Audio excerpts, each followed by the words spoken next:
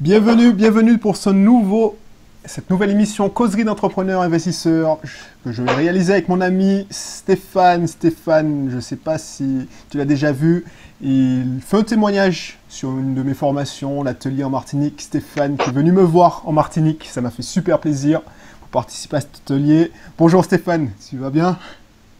Bonjour. Ici c'est plutôt bonsoir, hein, parce qu'en France il est 20h. Effectivement, excuse-moi, j'oublie toujours le décalage horaire. Oui, effectivement, il est 13h à l'heure où on enregistre cette vidéo. Cette émission est 13h49 précisément. Et chez toi, il est presque 20h d'ailleurs. Bon. Alors, ça va depuis... C'était en avril que tu es venu... En fait... Oui, oui. Je suis venu en avril pour assister à la formation que tu nous as fait,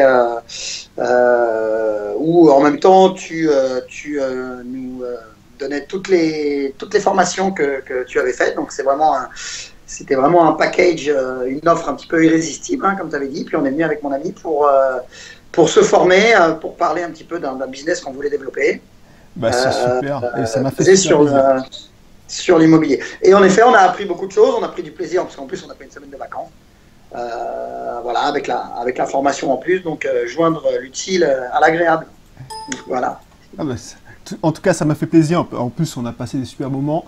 De temps en temps, quand je reviens, tu sais, la baie du Trésor, où on s'était baigné, je repense à vous, ce qu'on a fait, pour toi qui nous écoutes, ce qu'on a fait, le contexte, c'est...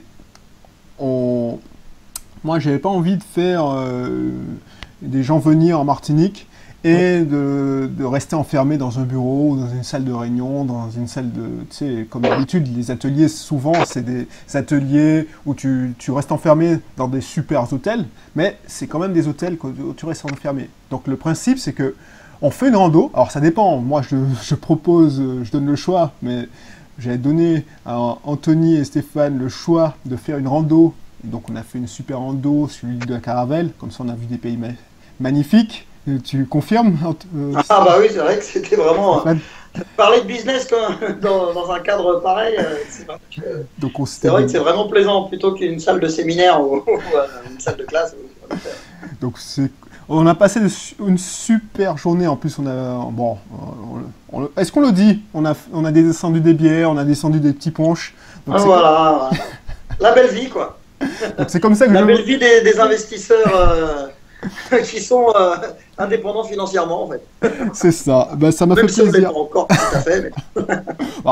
Franchement, alors je vais te laisser te présenter, mais je suis sûr que, d'ici 2 ans, tu seras indépendant financièrement.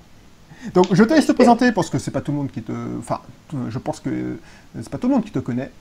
D'accord. Je te laisse te présenter. Alors, moi c'est Stéphane, j'habite à côté de Nantes. Je suis pas du tout dans l'investissement immobilier à l'origine, hein, puisque je suis professeur de PS, donc fonctionnaire. J'ai commencé à investir pour tout simplement acheter ma résidence principale en 2002 en région parisienne à Rueil-Malmaison. Voilà. Donc en fait, mon histoire immobilière, elle commence un petit peu finalement par 2 erreurs. La première erreur, c'est d'avoir acheté ma résidence principale et d'avoir voulu regrouper mon crédit le plus petit possible. Donc j'ai essayé de la payer sur 9 ans. Ouais. Donc tout simplement ce que j'ai fait. Le problème, c'est qu'au niveau du taux d'endettement, ça m'a un petit peu bloqué et que j'ai dû attendre finalement 9 ans de finir de la payer. Ma deuxième erreur, ça a été de tomber dans le piège du Eurobien. Je pense que la défiscalisation, il y en a pas mal qui se sont fait piéger avec ça. Donc tout simplement, j'ai acheté un appartement près de Toulouse. Près de Toulouse, c'est plutôt vers Montauban, 50 km de Toulouse. Qui a été vendu comme un produit parfait, etc. Mais que j'ai payé 100 000 €, que j'ai payé donc trop cher. Et c'était en quelle année, excuse-moi Oui. Stéphane, c'était en quelle année? C'était en 2005. 2005. En fait, c'est pour situer, hein, pour voir ton parcours. Voilà. Donc j'étais un petit peu intéressé par l'investissement immobilier, mais de loin, hein, sans me former, etc. Mais voilà, donc deuxième expérience, enfin, la première était pas malheureuse, hein, mais avec du recul, maintenant je m'aperçois que c'était pas très judicieux. Par contre, la deuxième a été un petit peu catastrophique, parce que dans le sens, à l'époque, les crédits étaient à 5 ou 6%. En plus, ils nous imposaient un peu des taux variables. Je te raconte pas la catastrophe. Et surtout, on n'a pas loué pendant 1 an et demi. C'est-à-dire que, voilà, dans une ville de 11 000 habitants, il y a eu, je crois, 2000 logements d'Eurobiens construits. Ouais.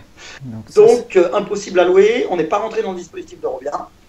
Donc, voilà, une galère un petit peu au début. Un crédit que je remboursais et qui n'était pas du tout occupé par un locataire pour pouvoir rembourser mon crédit. Donc, voilà.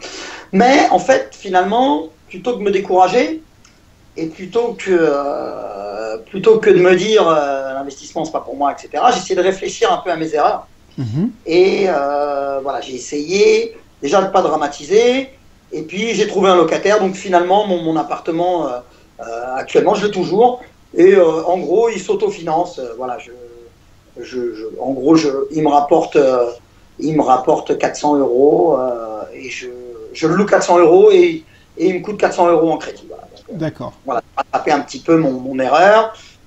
Mais par contre, au niveau du prix d'achat, j'ai acheté dans les 98 000 euros. Et je crois que maintenant, il doit valoir 85. Quoi.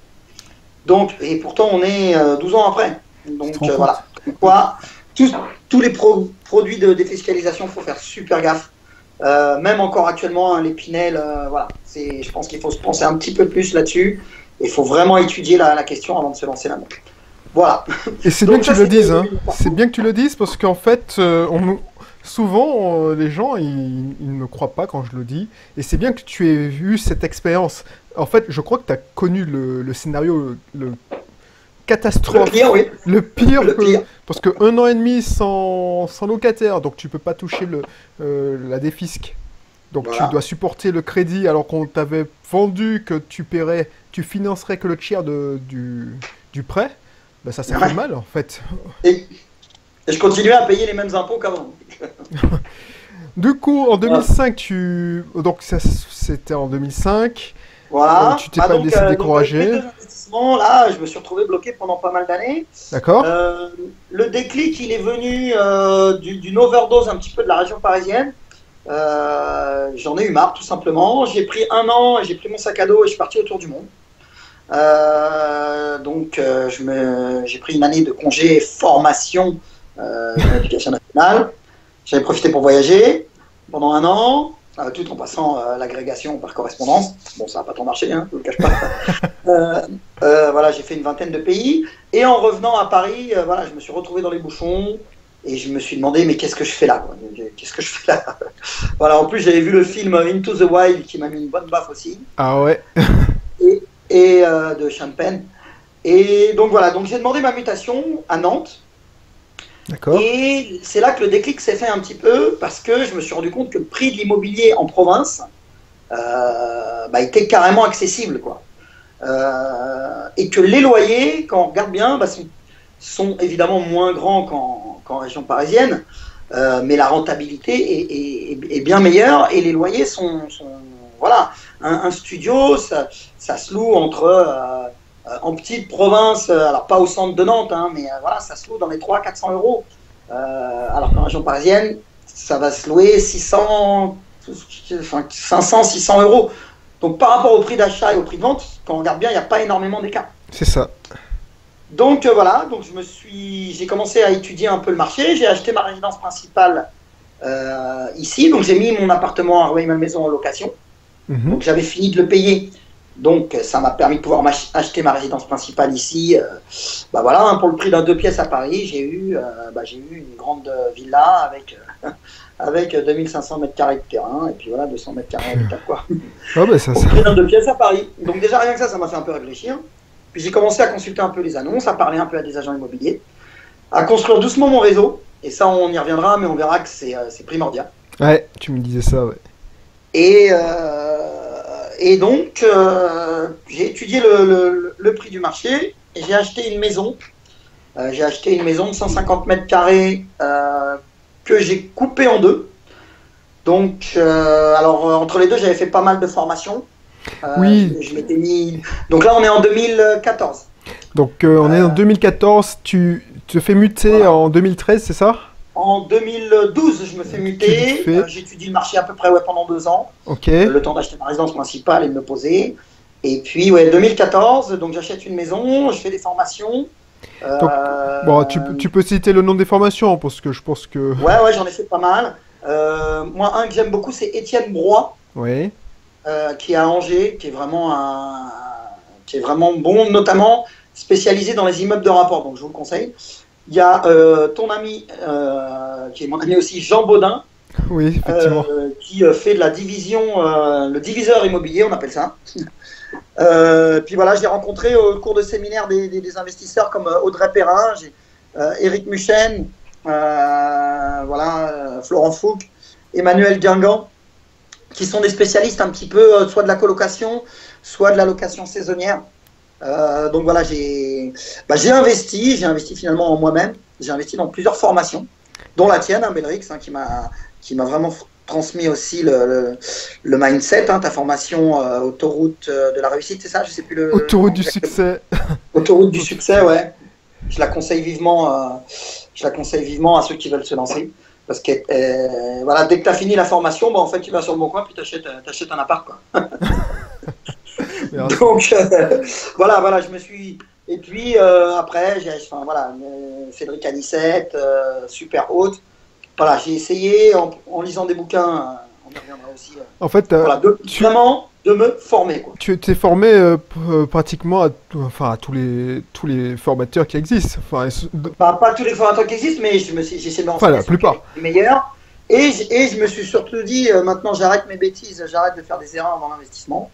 Le déclic est venu aussi que j'ai eu deux petites filles. Et quand je les ai eues dans les bras, c'est vrai que ça m'a donné envie de leur laisser quelque chose, quoi. Donc, de plus trop faire de bêtises. Donc, j'ai acheté une maison à Châteaubriand, oui. Donc à côté de Nantes, que j'ai coupée en deux, que j'ai divisée et que j'ai louée. Elle se louait 500 € quand je l'ai achetée et je la loue 1000 € maintenant, quoi. Fois deux, quoi. En deux, en améliorant un petit peu des conseils de déco que j'avais eu par tes formations, etc. Donc, ça marche à peu près. Bon, toujours des petits problèmes avec les locataires, faut pas croire que c'est facile, c'est sûr. C'est sûr. Ce serait mentir aux futurs investisseurs que de dire qu'il n'y a jamais de problème. S'il n'y a pas de problème, tout le monde le ferait. Mais ton boulot, c'est de résoudre des problèmes, ce que j'ai toujours dit. Voilà. Ton boulot d'investisseur, c'est résoudre des problèmes. Moi, résoudre des problèmes, et voilà, on fait de l'humain, donc tout le monde a des problèmes. Donc, des fois, les locataires, c'est pas facile. Donc puis j'ai négocié cette maison aussi parce qu'elle était à 170 000 € à l'origine. Et puis, en me penchant un petit peu sur... alors là, on est un petit peu plus loin dans les techniques d'influence, etc. J'ai réussi à l'avoir à 110 000 €. Ouais. Donc, ce qui en fait maintenant une opération rentable, que maintenant qui tourne. Et... Donc, on est en combien, là, en 2014, c'est ça? Ou 2015? Voilà, en 2014, ouais. 2014. Donc là, c'est une maison... Alors en plus j'ai un terrain derrière qui est exploitable où je vais peut-être pouvoir faire construire des petites maisons locatives plus tard. Bon, pour l'instant ça reste un projet, mais voilà. Mais tu sais en fait, que j'ai essayé de trouver un bien qui pouvait se diviser, ouais. Et avec un potentiel d'un terrain constructible où on pouvait construire derrière. Voilà, c'est ce que je cherchais. Et ça tombe bien que tu me dises ça parce que je viens d'enregistrer parce que en ce moment je recherche des solutions pour construire à moins de 5 000, 10 000 €, faire de la location saisonnière avec un ticket d'entrée minime. Ouais. Donc j'ai exploré les pistes des locations, enfin des maisons sans permis de construire. Et je me demande même si je vais pas me creuser vers les conteneurs. Ouais, les conteneurs, ça se fait beaucoup, c'est à la mode. C'est à la mode et ça coûte 4 000 € d'occasion. Bon, tu dois payer le transport, tu dois payer le groutage. Je sais pas si l'aménagement. Bon, l'aménagement, c'est de la déco basique. Ouais. Donc, pour moins de 7 000 €, tu peux avoir 28 mètres carrés. Ouais. Et tu payes pas. Non, puis c'est pas seulement ça. Là, tu vends aussi le concept. C'est-à-dire que, un peu comme il y en a qui se sont lancés dans les yurts et dans les roulottes, etc., là, tu tiens un truc que personne n'a. Donc finalement, je pense que tu vas cartonner avec ça. Hein. Enfin, je pense que je ne vais pas faire de formation dessus particulièrement, je vais la rajouter en bonus. Mais si ça t'intéresse, je te ferai profiter. De toute façon, je le rajouterai dans l'espace membre privé. D'accord. Bien. Alors, c'est pas tout de suite, hein. Mais je vois que j'ai regardé sur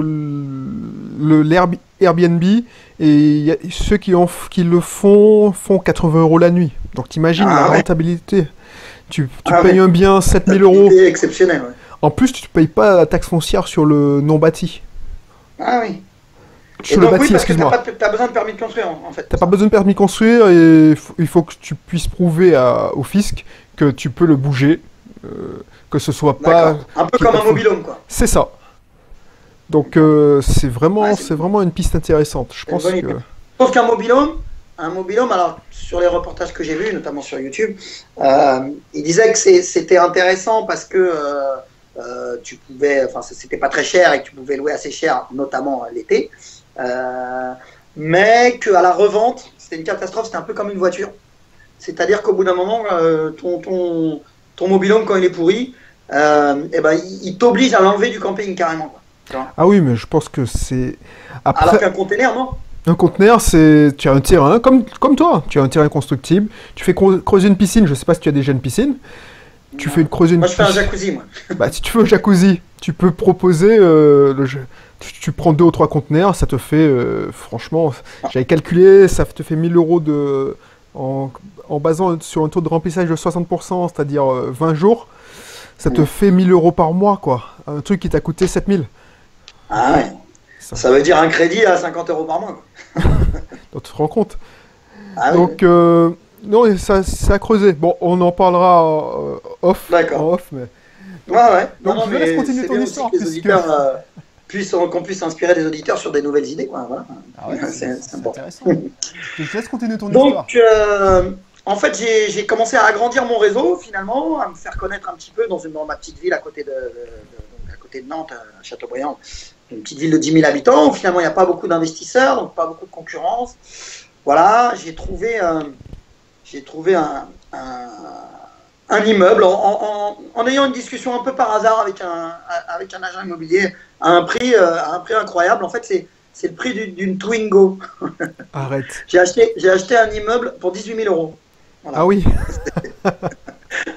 Donc, c'est vrai que on dirait qu'il manque un zéro, mais non, il manque pas de zéro. Bon, après, je ne vous cache pas qu'il y a 85 000 € de travaux, on est encore dedans là.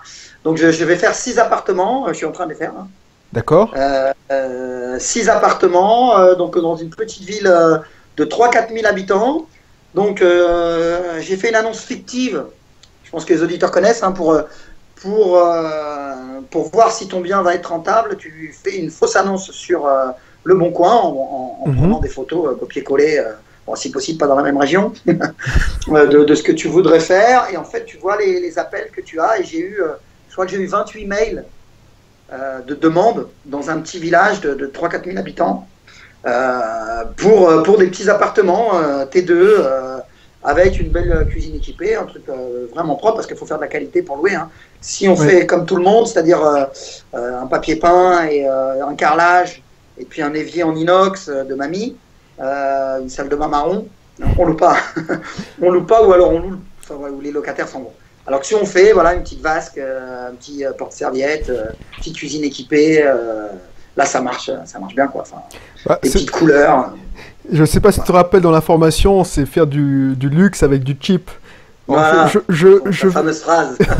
Faire du luxe avec du cheap, c'est vraiment provocateur, mais c'est ça en fait. Ouais. Bah, je viens de faire une formation là à Lorient avec un formateur qui s'appelle Emmanuel Guingamp, je ne sais pas si tu connais. Non. Qui est lui spécialisé dans la location, mais lui saisonnière plus. Il vient de Lorient, donc c'est-à-dire il a une maison au bord de mer.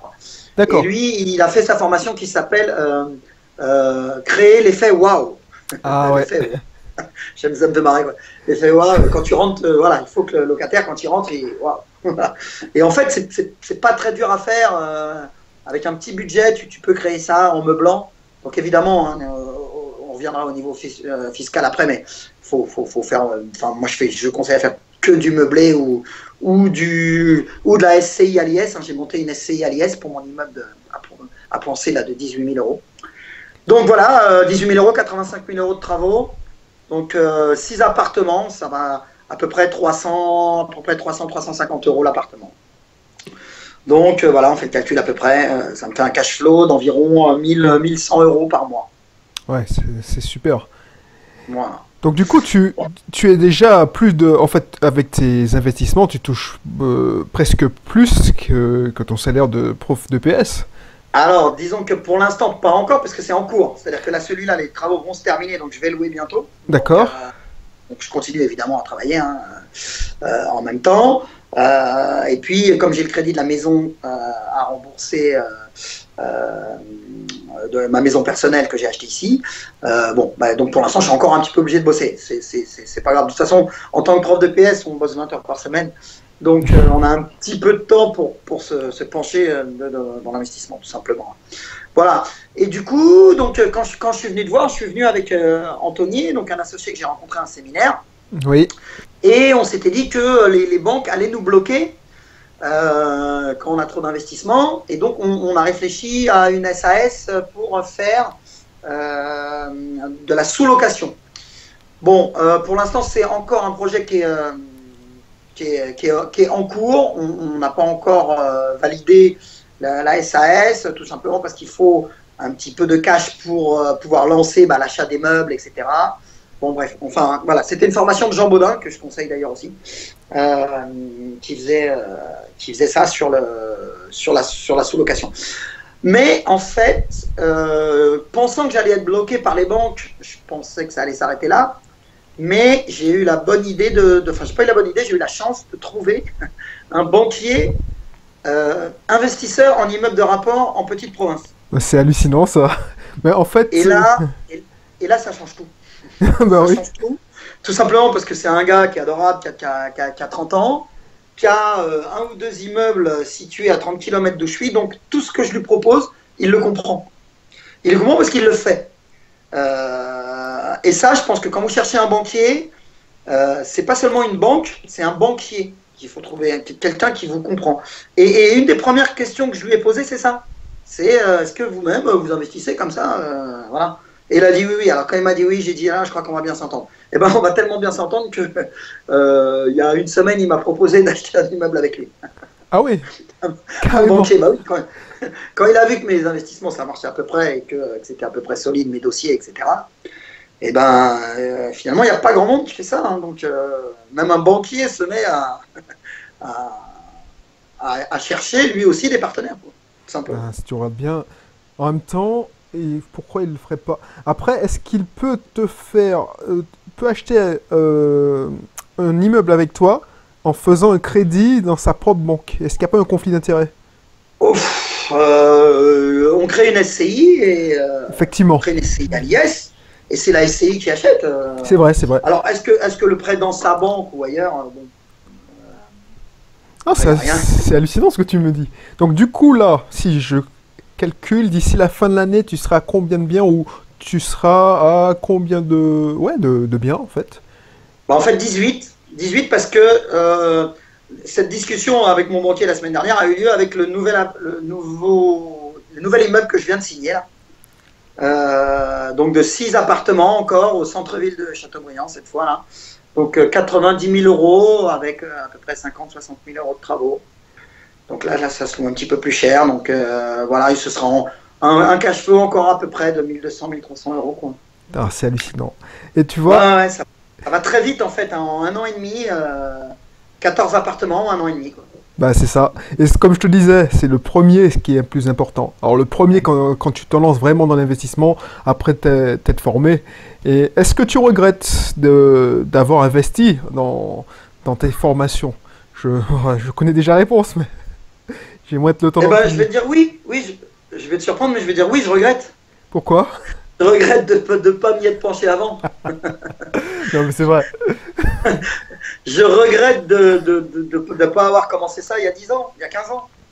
Parce que j'ai 45 ans maintenant, et franchement, les jeunes, lancez-vous à 20-25 ans, dès que vous avez à peine un CDI, enfin oui, un CDI vaut mieux quand même, mais voilà quoi. Si vous faites ça maintenant, à mon âge, vous êtes à la retraite quoi. Le problème, c'est que il faut que les gens expérimentent. Parce que, comme je te disais en Martinique, la vie, c'est une question de perception. Tu vas dire ça aux jeunes qui nous écoutent. Ils vont dire non, Ouais. c'est pas possible, il a eu de la chance. Non, non. Stéphane, Moi, j'ai eu de la malchance au début. Moi. c'est ça, il a connu le pire dans la défiscalisation. Et ce qui est bien dans son état d'esprit, c'est que c'est un fonceur. Il se pose pas de questions, il se dit pas ah non. Et moi-même, à mon niveau, au lieu d'angoisser, c'est ça que je me dis toujours, au lieu d'angoisser, tu as peur, enfin tout ça, je me dis, je combats l'angoisse par l'action. Et je suppose que Exactement. tu seras d'accord avec moi. Et- Ah bah oui, oui, carrément. Ouais. Carrément. Surtout quand on se rend compte les risques dans l'immobilier, c'est pas comme la bourse où là on est quand même maître du jeu. C'est-à-dire que une fois qu'on a appris, qu'on s'est formé, ça c'est essentiel. Hein, si vous ne formez pas, une fois qu'on a appris et qu'on a vraiment étudié comment faire un bon investissement, bah il y a des formules. Voilà, c'est tout simplement un locataire qui va nous payer notre crédit. On lui fait quelque chose de propre, il va nous le rendre propre. Tout simplement, si on lui fait quelque chose de pourri, il va nous le rendre pourri. Et c'est lui qui va nous payer le crédit. Et si on arrive à trouver même un autofinancement, voire, même autofinancement, je trouve pas ça assez intéressant, mais plutôt faire un cash flow. Donc un cash flow, c'est un bénéfice qu'on va faire à la fin du crédit. On rembourse 500 euros de crédit, il faut qu'on touche 700 ou 800 de loyer. Finalement, le banquier, après, quand on revient le voir avec un dossier, il faut faire un beau dossier bien ficelé, hein. Une trentaine de pages, il faut faire comme une étude de marché, c'est un business. Hein. C'est toi qui m'as appris ça, il faut créer un système, il faut créer un business. On n'est plus dans le bon père de famille qui loue un appartement et qui va s'autofinancer pendant 20 ans. En gagnant un petit peu plus de cash flow, donc de bénéfices, finalement ton salaire qui était par exemple à 2000 euros, et pour un banquier, il va passer à 2300 euros si tu as 300 euros de bénéfice. Et si tu en fais deux, c'est 2600 euros. Puis si tu commences à. Voilà. Donc finalement, au bout d'un moment, c'est une machine infernale et il ne peut plus trop te dire non. Enfin, il ne peut plus trop. Au bout d'un moment, il va te bloquer, il va te calmer. Hein. Mais voilà. Tant que tu es rentable et que tu lui prouves que tu es rentable, ça marche. C'est ça. Tu as très bien résumé la façon de faire. D'ailleurs, voilà, c'est un effet de boule de neige. Les gens, ils sont. Par exemple, toi qui nous écoutes, tu as entendu Stéphane nous dire oui, j'en ai 18. Et je te rappelle que Stéphane, il a fait ça en 1 an et demi. C'est-à-dire que même pas. J'en ai eu 14 en 1 an et demi. Ouais. J'avais déjà deux. Oui. J'avais déjà ma résidence principale, mon appartement de voilà. région parisienne, celui de Toulouse, et puis une petite maison au bord de la mer, résidence secondaire. Mais ça compte pas trop, quoi. Mais sinon, oui, 14 ans, 18 mois, ouais. Ouais, 18 mois. Ouais. Voilà, les gens, ils disent oh, moi, je peux pas faire ça. Si, tu peux le faire. Parce que, voilà, Stéphane en est la preuve. Ouais. Tu peux le faire si, premièrement, tu te formes. Voilà, mais c'est vital. Hein. Tu te formes pas, je sais pas, tu sais pas nager, tu sautes pas du plongeoir de 5 mètres. Tu vois, voilà, si tu sautes du plongeoir de 5 mètres, tu te noies. Ou tu galères pour te ressortir. Voilà, c'est pareil. Il faut vraiment se former, il faut investir. C'est des fois cher, hein. Il y a des formations qui sont chères, à part celle de Belrix, mais sinon il y en a qui sont chères. Mais c'est un investissement sur toi-même et c'est la meilleure chose dans laquelle tu peux investir, c'est toi. Voilà. Je pense que la deuxième chose, c'est qu'il faut s'entourer.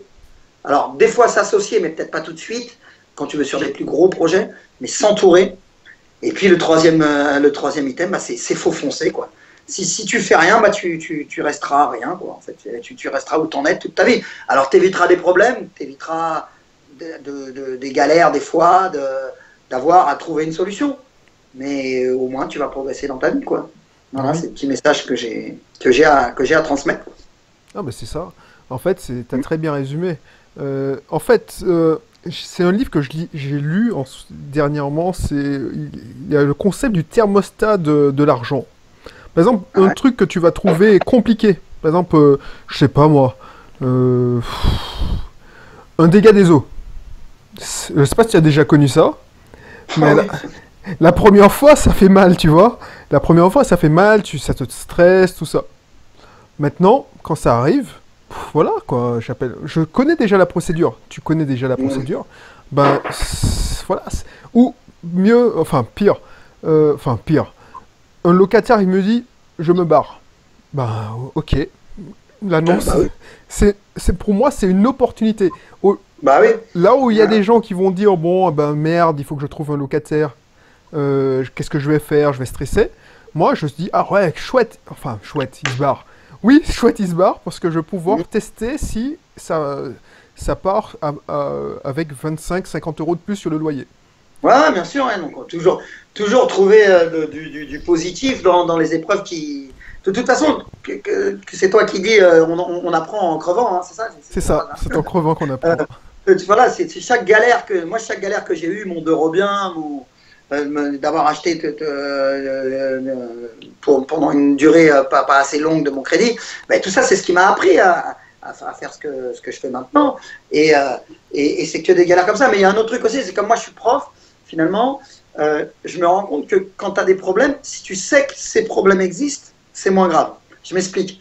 Moi, je suis prof, donc j'ai des ados. Donc, un ado en 6e, 5e, bon, c'est un petit gars ou une petite fille qui est super sympa et qui fait tout ce que tu lui demandes. Et arrivé 4e, 3e, l'adolescence, quoi. Il devient un peu, voilà, il trouve tout nul, tout ce que tu lui proposes, il s'oppose à tout. Bon, il y en a certains qui sont en crise d'ado. Ça, certains parents, tu vois, ils flippent et ils disent, mais qu'est-ce qui se passe, mon fils mais sauf que moi, je suis prof et tu sais que l'adolescence, la crise d'adolescence existe. Et quand tu le sais, c'est moins grave. C'est ça. Eh ben, les locataires, quand tu es investisseur immobilier, tu sais que tu vas avoir des galères. Tu sais qu'il y a des locataires des fois, ils vont avoir du retard de paiement. Tu sais que ton chantier, il sera jamais fini à l'heure. Mais quand tu le sais, eh ben, c'est moins grave, tout simplement. C'est ça. Et puis tu t'adaptes. Ça va pas plus loin que ça, quoi. Tout simplement. Un problème, bah, tu le résous. Voilà, c'est tout. Et surtout, tu utilises les gens qu'il faut pour le résoudre. C'est pour ça que le réseau, s'entourer, c'est hyper important. Donc ça va être des agents immobiliers, mais aussi des notaires, pourquoi pas un juriste, bon, pas forcément jusqu'à un avocat, mais voilà, des artisans compétents avec qui Très important. tu peux travailler. Et puis des investisseurs qu'il faut aller rencontrer régulièrement, il faut aller à des séminaires, il faut rester après les séminaires pour discuter pendant les pauses. C'est ça. C'est comme ça qu'on progresse, quoi, finalement. Ah ouais. C'est comme ça, tout simplement. Mais par contre, faut se lever les fesses de son canapé. Il ne faut pas regarder les Marseillais à Miami. Je sais pas Ça, c'est un bon message. Donc, du coup. bon, ils vont pas être contents si la production entend mon message. Oh, bah, je t'inquiète. Voilà. Je suis sûr qu'ils seront Voilà. d'accord avec nous. Ouais. Non, et puis, autre chose aussi, il faut apprendre à être patient. Voilà. Moi, je suis encore en attente de 12 appartements, quand même, mine de rien. Donc 6 qui vont se terminer le mois prochain. Et puis là, j'ai signé le compromis pour les 6 suivants, l'immeuble. Mais dans ton réseau, voilà, j'ai eu une autre occasion aussi, c'est de m'associer avec des gens. Et on avait trouvé une occasion extraordinaire. On voulait se lancer dans le saisonnier. Dans la courte durée. Et on avait trouvé une ancienne usine à rénover à côté du Puy du Fou. Ah oui, tu m'en as 3 parlé. kilomètres du Puy du Fou, je pense que je t'en avais parlé. Oui, tu m'en as parlé.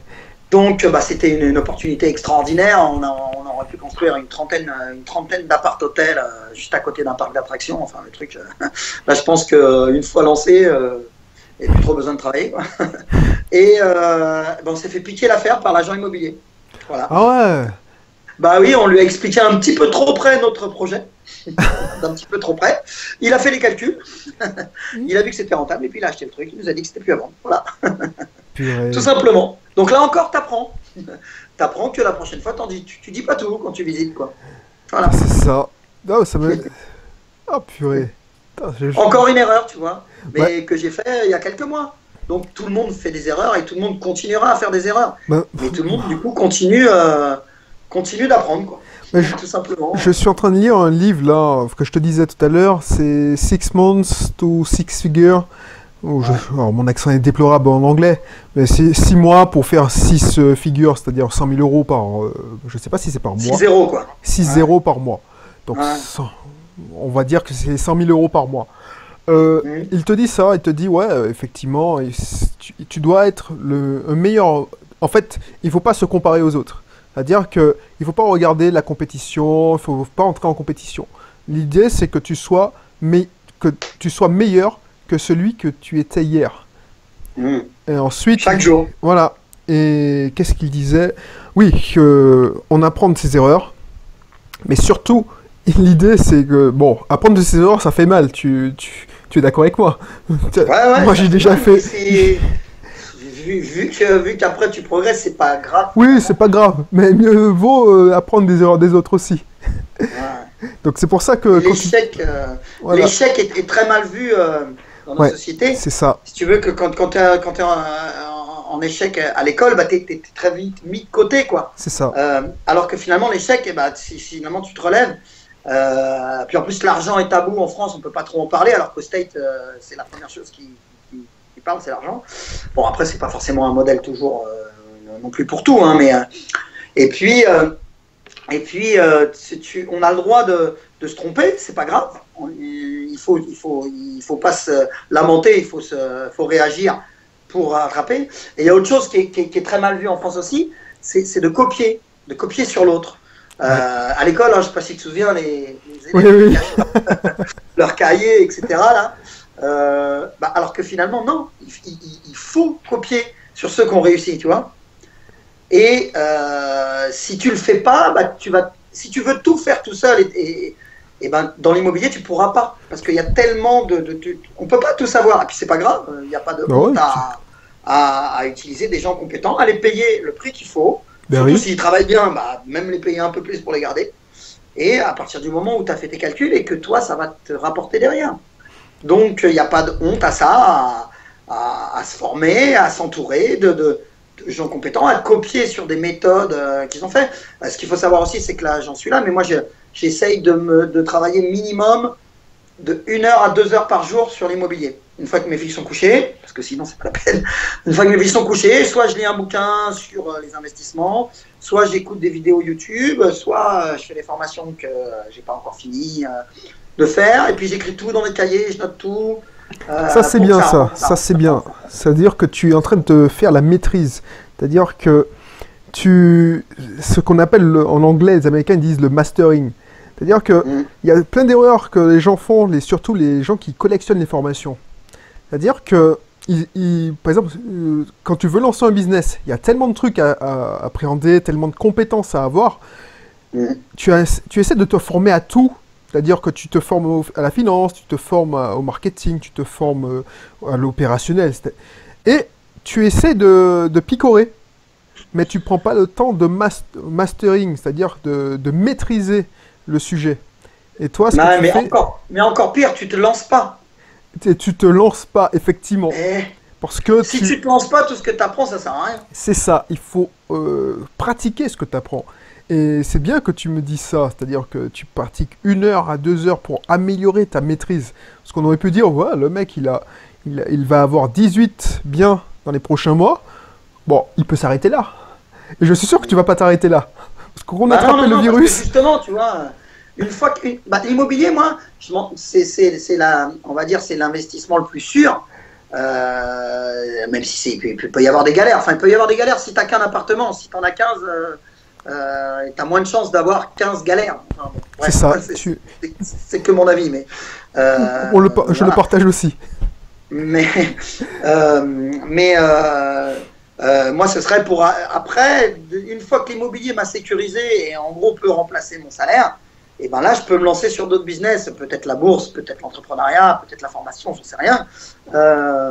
Tout simplement parce que j'ai un parachute derrière. C'est ça. Je le ferai pas, j'abandonnerai pas tout maintenant. Toi, tu as eu le courage de faire ça, c'est énorme. De dire, je repars chez moi, et puis j'aurais pu avoir ma vie tranquille, bien payée, sans risque, mais où il se passe rien, quoi, finalement. C'est ça. Et tu as eu le cran de faire ça, hein, pour pas dire autre chose. Et ça c'est admirable. Et donc le but c'est faut se bouger, faut se former et faut s'entourer, il faut se bouger. Et puis après une fois que tu as la sécurité, que tu as l'équivalent de ton salaire, pourquoi aller travailler? Mais tu vas pas arrêter et regarder des clips chez toi toute la journée.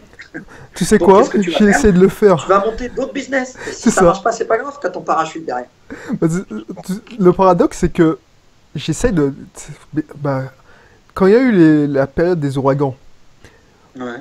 alors qu'il n'y avait pas Internet, tout ça, et... allez, le mois de Oh, septembre... toi, tu vas racheter tout Saint-Martin, toi. Non, j'ai des amis qui sont à Saint-Martin. Tiens, il faut que je les... Enfin, j'ai pas eu de nouvelles, malheureusement. Bref, Non, mais là, ils ont plus rien à vendre, là. donc, tu essaies de dire, bon, je vais lever le pied, je vais essayer de glander. C'est-à-dire que j'ai pris OCS, c'était la période où il y avait le Game of Thrones. Tu sais, c'est une série qui passe, je sais pas si tu as cédé à la Ouais, tentation. ouais. Game of Ah, j'ai Thrones, fait 5 épisodes, j'ai arrêté. donc je me suis dit, bon, J'aime bien, hein, mais j'ai pas le temps. je vais me forcer à lever le pied. Parce que les gens ils me disaient, ouais, tu vas te faire chier quand tu seras en Martinique, tu auras rien à faire, tu vas vivre de tes locations. Non, je m'ennuie pas. Franchement, je m'ennuie pas. Et je me suis dit, bon, j'essaie de regarder les clips, comme tu disais. Les Marseillais ou Nabila qui... J'ai vu que Nabila a lancé une émission, mais j'ai vu la bande-annonce, mais et j'ai mis ça. Même si Nabila, je la connais pas, mais c'est un très bon femme d'affaires. Ah bah, Femme d'affaires. c'est- Parce bah, qu'elle fait tourner son business. Hein. bah, justement, je sais pas si l'émission est déjà sortie, mais je crois que j'ai cité en exemple dans une de mes potes, dans une émission. Donc, et j'ai pas réussi, parce que, effectivement, je préfère discuter avec toi.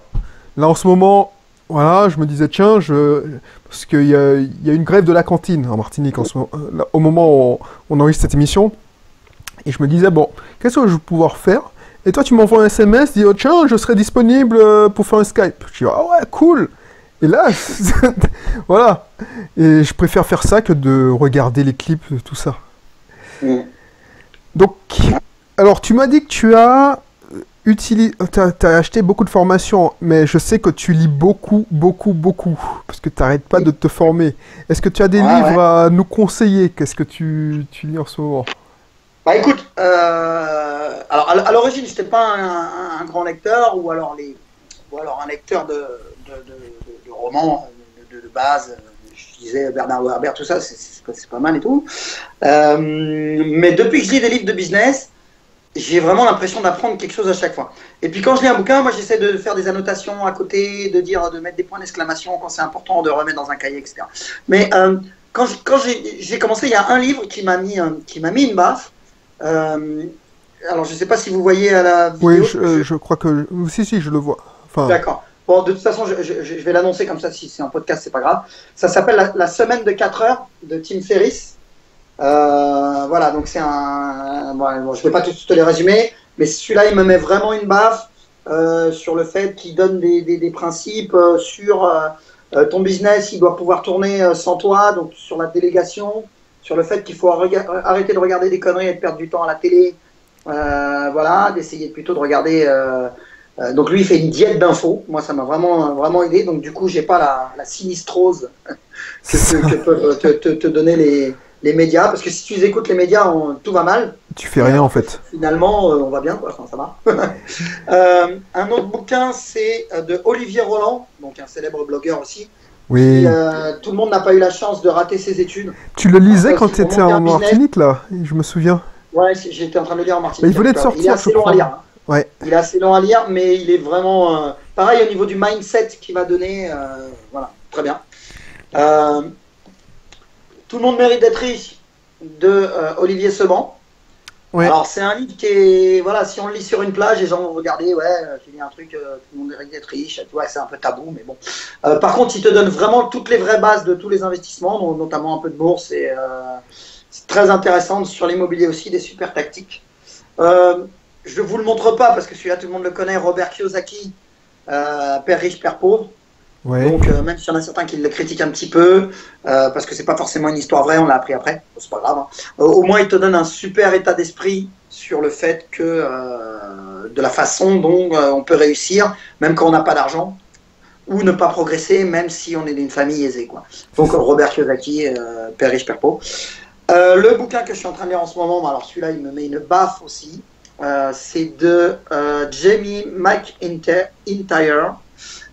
Et c'est ce que je n'ai pas appris à l'école, mais que j'aurais bien aimé.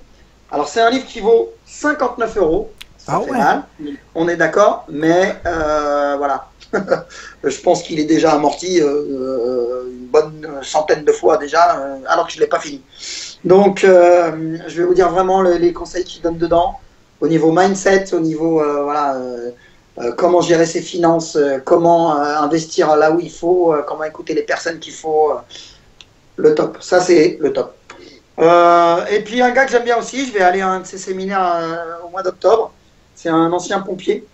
Ah oui, je t'appelle Boulvel Tristan. Ouais. Alors lui, il est tout dans l'état d'esprit, le mindset. Hein, il est parti de zéro, il a fini champion du monde d'ultra triathlon, alors qu'il n'avait jamais fait un marathon de sa vie, quoi. Et là, il court 10 Ironman en 10 jours, je crois, quelque chose comme ça. Ah, et ouais. Au niveau de l'immobilier, il a fait pareil. Il a combien d'appartements je sais plus. Un capital de plusieurs millions d'euros. Il est parti de rien, tout simplement. Voilà. Donc, moi, ces gens-là, c'est des belles histoires, ça te motive. Et en plus, il donne des tactiques, lui. C'est un petit peu comment le dessous des banques, comment contourner les banques. Voilà. Voilà, je ne vais pas vous en faire plus, mais je ne vais pas vous embêter avec ça. Hein, mais par contre, lire, bah voilà. Lire, je détestais ça quand j'avais 20 ans, quand j'avais 25 ans. Et maintenant, c'est lire des livres de business, attention, hein, parce que si on lit que des bouquins uniquement sur la politique ou sur le truc, enfin, ça peut être intéressant, hein, mais disons que c'est pas ça qui vous fera progresser, quoi. Enfin, du moins dans l'investissement. C'est vrai. Bah, c'est exactement ce que j'ai fait.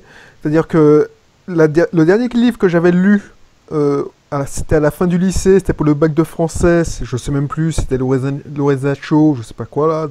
Phèdre. Ouf, je sais plus. Et Phèdre de Racine. Dès que j'ai commencé à relire, j'ai commencé mon épopée en 2013.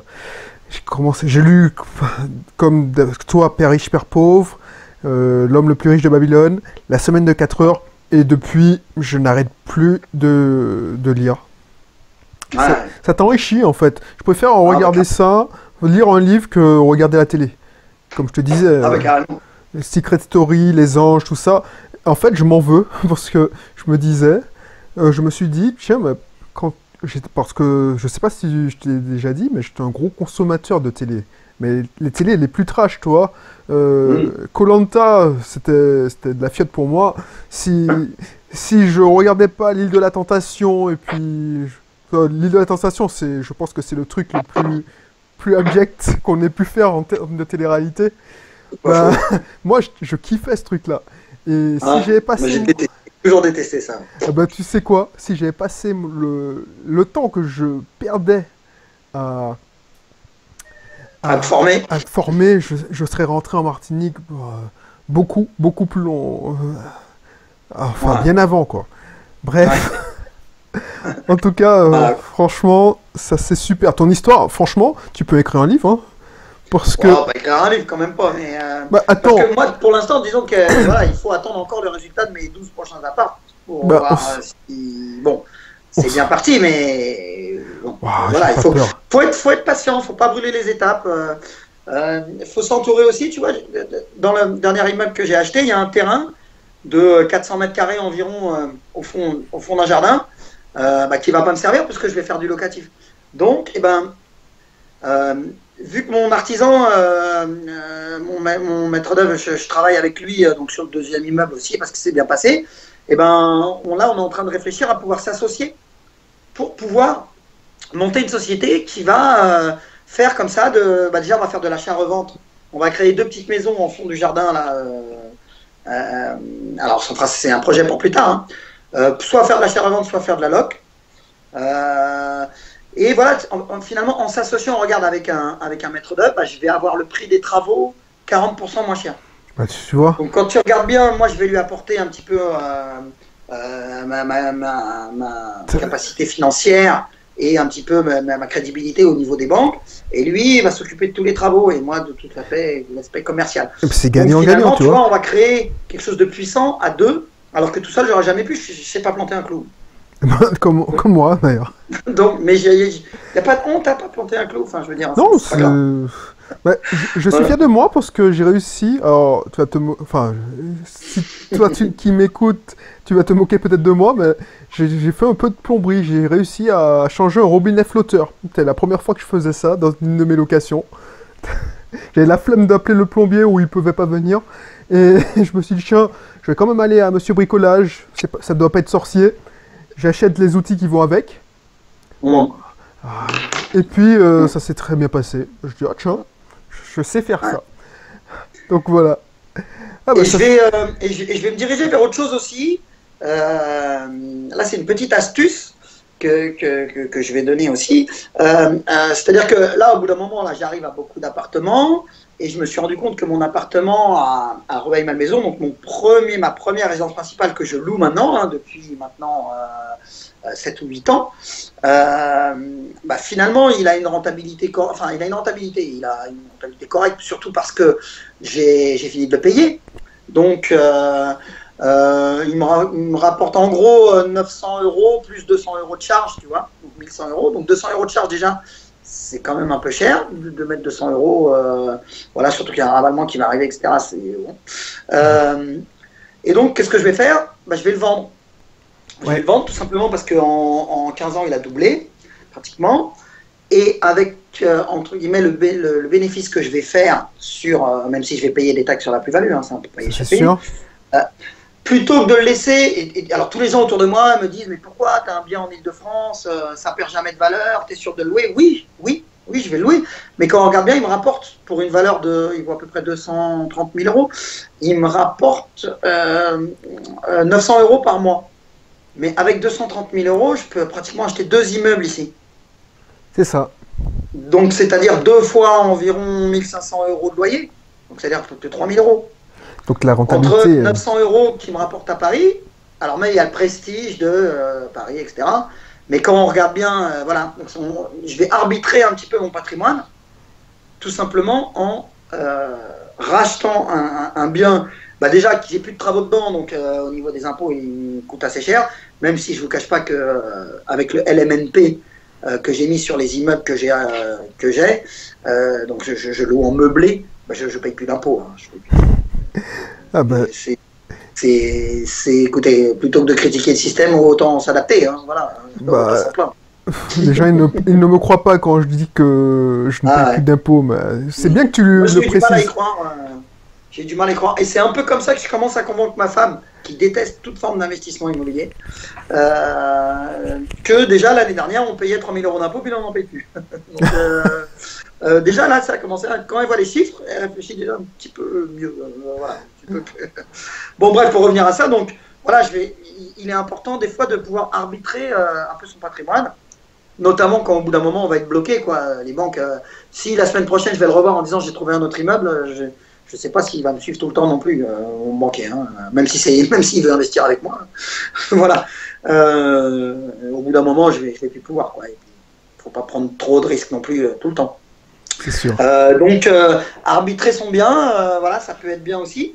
Et une autre petite astuce que m'a donné mon notaire aussi, qui est une astuce finalement super puissante, c'est la vente à soi-même. Je ne sais pas si tu connais.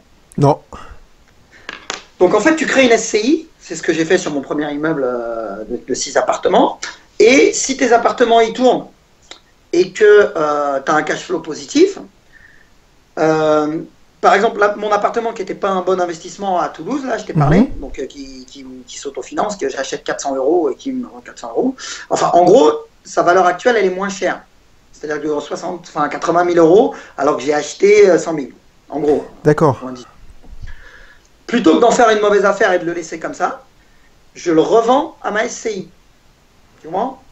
Ah oui, donc tu vas pas te payer de taxes sur la plus-value. Alors, déjà, non seulement je ne vais pas payer sur la taxe plus-value, mais je vais le vendre à 100 000 euros, puisque je me le vends à moi. Oui, ça veut dire que je vais le vendre au prix que je veux. Si je voulais le vendre à un particulier là, je le vendrais à 80 000 euros. Ça veut dire que j'aurais fait une perte. Oui. Alors que j'aurais attendu presque 10 ans, 12 ans. Tu vois? Donc c'est un échec. Alors que si je fais une vente à moi-même à ma SCI, il faut que ton premier immeuble il soit rentable. Hein. Il faut qu'il rapporte du cash flow. Parce qu'après, toi, tu vas relouer ton appartement avec le même locataire.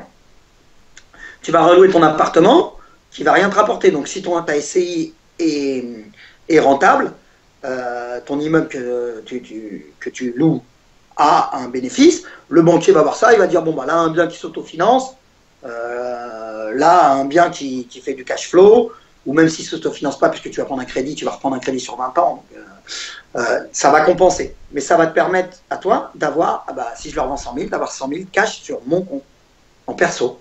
Ouais. D'accord. Et alors je vais endetter ma SCI, mais vu que j'ai un cash flow positif sur l'autre immeuble, ça va compenser. Donc finalement, moi, d'une opération qui n'est pas rentable, que si je leur vends, je perds de l'argent, je vais, entre guillemets, l'assouplir, enfin je sais pas comment on pourrait dire. Oui, tu vas le lisser. Mais voilà, je vais le lisser. Tu vas quand même payer des frais de notaire. Enfin, ta SCI va... Ouais, je vais payer des frais de notaire, c'est sûr. C'est sûr. Mais je vais me retrouver avec 100 000 euros sur mon compte. Et avec 100 000 euros, qu'est-ce que je fais? Je rachète un immeuble. Voilà. Que je pourrais, pourquoi pas, apporter en apport à ma SCI pour la rebooster encore une fois. Parce qu'effectivement, se vendre à soi-même, oui, j'y avais pensé, mais ce qui me bloquait, parce que tu sais, j'ai les mêmes problèmes là, j'ai acheté tout en nom propre, et je me disais, ça me fait mal de repayer des frais de notaire. Après, c'est schizophrène, tu vois, il faut pas se dire que c'est toi qui paye les frais de notaire, c'est ta SCI, ta société. Mais tu sais, j'ai du mal à rebalancer cette mais tu payes, enfin c'est ta société qui paye les frais de notaire, mais ta société, si elle est bénéficiaire, avec les bénéfices, de toute façon les bénéfices, soit tu peux te les reverser, mais dans ce cas-là tu vas payer des impôts dessus, soit tu les laisses sur la société qui est taxée qu'à 15%, SCI à l'IS, je parle. Oui. Alors il faudra qu'on explique peut-être ça un peu plus précisément plus tard. Je pense que tu as fait des articles dessus, mais voilà. Donc, mais ce qu'il y a, c'est que si tu es bloqué dans tes investissements et qu'au bout d'un moment les banquiers te disent tu peux plus réinvestir, en vendant ton appartement qui était un échec et en faisant finalement une opération blanche, toi tu te retrouves avec du cash sur ton compte et tu peux l'arbitrer, soit mettre un peu de bourse, soit mettre un petit peu de... te faire plaisir aussi peut-être un petit peu, pourquoi pas, parce qu'on a le droit. Pas en achetant une Porsche, mais en achetant peut-être une voiture correcte, parce que comme toi, comme moi, on roule dans une petite voiture, une 307, enfin bon, je sais plus pour toi, mais une Polo, je crois. Je crois que c'est moi, c'est une Hyundai, enfin, c'est une marque populaire ici. Tu vois, et ça nous rend pas malheureux pour autant. Non. Et donc, ça te permet d'avoir du cash et de pouvoir là continuer tes investissements. Voilà, c'est une petite astuce donnée par un notaire. C'est pas souvent qu'il lâche des trucs. Ou il faut payer pour qu'il lâche des trucs. Il faut payer, oui. Lui, il y est gagnant, mais quand tu regardes bien, moi aussi, puisque non, je peux continuer à investir. Voilà. Ah, mais ça, je sais, je pense effectivement. Comment faire? Par exemple, si tu vends si tu fais du meublé, mais une SCI en IS peut faire du meublé. Ouais, bien sûr. Donc, c'est correct. Non, c'est une bonne astuce. Bon, il faut que je trouve une solution pour ne pas payer les frais de notaire. Bon, je vais creuser un peu. Ouais, ça va falloir creuser parce que je ne sais pas s'ils vont la faire tout de suite. Dès que je vais... Mais les notaires, tout ça, c'est des gens qu'on craignait un petit peu. Les agents immobiliers, on s'en méfie. Mais finalement, c'est des partenaires. C'est sûr. C'est pas des frères, mais c'est des partenaires. Et il faut les utiliser, mais dans une relation gagnant-gagnant. Oui. C'est ça, monter un business. Finalement, ton business, il marche quand tu apportes de la valeur à quelqu'un. C'est ça. Quand lui, il va gagner de l'argent grâce à toi, là, il va te payer. Et c'est ce qui se passe dans tes formations. On te paye parce que tu nous fais gagner de l'argent, tout simplement. Oui, parce que c'est pas parce que ma tronche, j'ai une tête de gars sympa ou... Ouais, non, mais c'est aussi parce que tu sais faire passer le message. Ouais. Et ça, on nous l'apprend pas. Enfin, à l'école, on nous apprend pas ça. C'est dommage. Moi, je suis prof. Je sais ce que j'apprends à mes élèves. On n'a pas le droit de leur apprendre ça. Enfin, je veux dire. Bon, par contre, je pense qu'à mes enfants, une fois qu'ils auront fait une bonne partie de leur étude, parce qu'il faut leur apprendre quand même aussi les valeurs et puis le goût de l'effort, etc. Mais on doit donner une éducation financière à ses enfants. Ça, c'est sûr. Je pense que ta fille, tu vas commencer à... quand on aura 15-16 ans, à commencer à lui faire comprendre. Là, elle voit papa qui achète des maisons, elles ne comprennent pas trop pourquoi, et je leur explique que plus tard, ce sera peut-être pour elles, et que papa, t'achètes encore une maison, papa, tu fais construire encore une maison. Bon, c'est mignon. Voilà, quoi. Ok, Voilà, donc je pense que je t'en ai dit pas mal. Bah oui, enfin, tout le monde en avait plus que j'en voulais. En tout cas, c'est super sympa de ta part, parce qu'il commence à être tard, là, chez toi, non? Ouais, bah, ouais, tout le T'as monde déjà dort. mangé? Oui, j'ai déjà mangé. Il est 20h48, ouais. Donc voilà, bah, en tout cas, merci Stéphane, hein, franchement. En tout Bah, cas, merci à toi, Belrix, hein. on garde le contact, puisque, voilà, de toute façon, je garde toujours le contact avec mes anciens stagiaires, où Ah ouais. maintenant, on est plus que stagiaires. On s'est découvert, Ah ouais, toi qui nous écoutes, c'est une relation amicale dans le business, on va dire, quoi. c'est ça.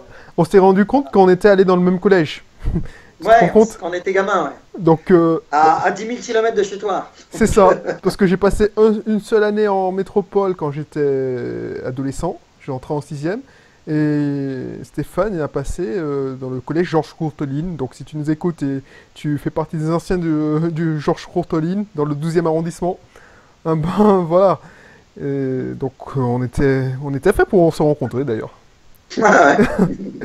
Même si tu as été bien plus vite, c'est bien, et que tu as eu le courage de faire de la formation dans plusieurs domaines en plus, dans des domaines aussi sur la forme, etc., là, qui touchent aussi les gens. C'est bien, c'est bien. Je pense que ce sera une prochaine étape pour moi aussi de me mettre à ça. Après, moi, j'aime bien être en contact avec les investisseurs. Donc, s'il y a des investisseurs qui veulent me contacter et qu'on parle d'immobilier, hein, évidemment. Bah, je mettrai. T'as un site ou t'as une page Facebook? Non, j'ai pas de site, j'ai un mail. Donc bon, je sais pas si je mets. Tourinterfoot. Non, bah, Yahoo.fr. Bon, je te conseille pas de le donner. Bah, ceux qui. Bon, C'est pas grave. tu l'as donné? Bon, bah tant pis. Sinon, ils auraient pu contacter avec moi, je te ferai suivre. Ou, ouais, ils peuvent te contacter par Skype, hein, c'est l'adresse que tu utilises par Skype ou par email. Par email. Bon, bah, y a pas de souci. Je suis open, hein, quand on parle comme ça, on apprend beaucoup de choses, hein, finalement. Bah ouais, puisque c'est un échange. En rencontrant des investisseurs, on apprend énormément. Tu vois, quand tu m'as dit, est-ce que tu connais la vente à soi-même? Moi, j'aurais pu te dire, ouais, tu sais, je perds en crédibilité parce que j'ai pas peur de dire que je sais pas. Ça, c'est. Ah non, mais il n'y a aucune honte à ça. Il n'y a aucune honte. On peut pas tout savoir. Après, tu sais, c'est un échange. Tu n'as pas hésité à venir en Martinique parce que je t'ai appris des trucs, mais tu m'as appris aussi des trucs. Enfin, pour moi, c'est un échange. Ouais, donc, mais c'est un échange. C'est pour ça que. C'est un échange qui est gagnant-gagnant. C'est ça. Il ne faut pas avoir une concurrence entre les investisseurs, entre les formateurs, entre les. D'ailleurs, il y en a beaucoup qui s'associent, c'est pas pour rien. Il faut voir justement que on peut trouver ensemble des solutions. Ensemble, on est plus fort.